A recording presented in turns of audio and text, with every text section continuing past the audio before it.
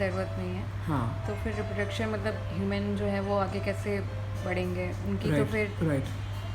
So my point is that अगर कोई सवाल पूछे कि फंडामेंटल क्या है, तो फंडामेंटल का जवाब एक होना चाहिए, दो चीज़ें फंडामेंटल नहीं हो सकती। फंडामेंटल मतलब एक बुनियाद, तो बुनियाद की भी बुनियाद अगर देखी जाए तो एक निकल के आएगी फाइनली। तो ये नहीं कह सकते कि फंडामेंटल है सर्वाइवल एंड रिप्रोडक्शन। तो जितने लोग ये भाषा दे रहे हैं, चाहे वो ग्रेटेस्ट न्यूरो साइंटिस्ट हो, चाहे ग्रेटेस्ट स्पिरिचुअल लीडर्स हों, चाहे थियोरेटिकल फिजिसिस्ट हो, quantum physicist, anybody who is saying reproduction and survival needs to keep a check on what are they telling the world, because fundamental has to be just one. तो जो fundamental है और वो एक है अगर, तो वो क्या होगा तुम्हारे हिसाब से? रिप्रोडक्शन और सर्वाइवल के बीच में तुम्हारे हिसाब से फंडामेंटल क्या है? सर्वाइवल। क्लियरली राइट, ऑब्वियस है। तो वही है फैक्ट। रिप्रोडक्शन से ज़्यादा जो फंडामेंटल है वो है सेक्सुअल एक्टिविटी। वो तो रिप्रोडक्शन उसका बाय प्रोडक्ट है। कोई हम we go into sex not for reproduction, is that right? जितने लोगों को सेक्स का अनुभव है उनको पता है उन्होंने रिप्रोडक्शन के लिए सेक्स नहीं किया, उनके अंदर से वो चीज़ होती है, उनकी बॉडी डिज़ाइंड है उस रिलीज़ के लिए डिज़ाइंड है। उस रिलीज़ का बाय प्रोडक्ट है कि रिप्रोडक्शन हो गया।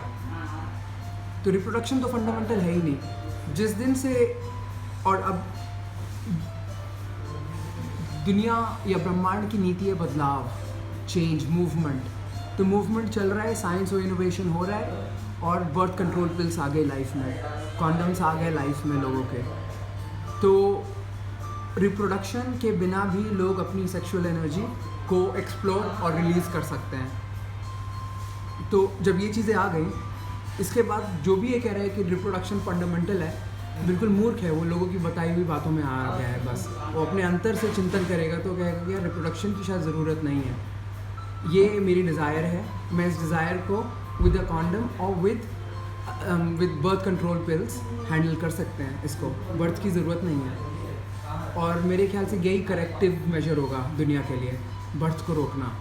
बहुत बर्थ कर दिए हमने। हाँ वो सही है। तो और या इंटरप्लानेटरी हो जाएंगे तो बर्थ करते रहो इनफाइनाइटली, कोई प्रॉब्लम नहीं है। इसके अंदर जो मेरे मन में बस एक और बात अगले वीडियो के लिए रखते हैं, वो ये है कि जो मदर के अंदर डेवलपमेंट्स होते हैं, जब बेबी उसके अंदर पलता है उसके गर्भ में, तो उसके अंदर जो सेलुलर लेवल पे जो डेवलपमेंट्स होते हैं वो शायद एक औरत के लिए अच्छा रहता है, उसकी हेल्थ, उसकी फिटनेस, उसकी इक्वेशन सोसाइटी के साथ, उसकी लाइफ के लिए। तो ये एक अलग मुद्दा है, इस पे बाद में आएंगे कि ओके आदमी के लिए बच्चा ज़रूरी नहीं है, क्या औरत के लिए ज़रूरी है, ये बात पे हम अगले वीडियो में डिस्कस करते हैं। चलेगा?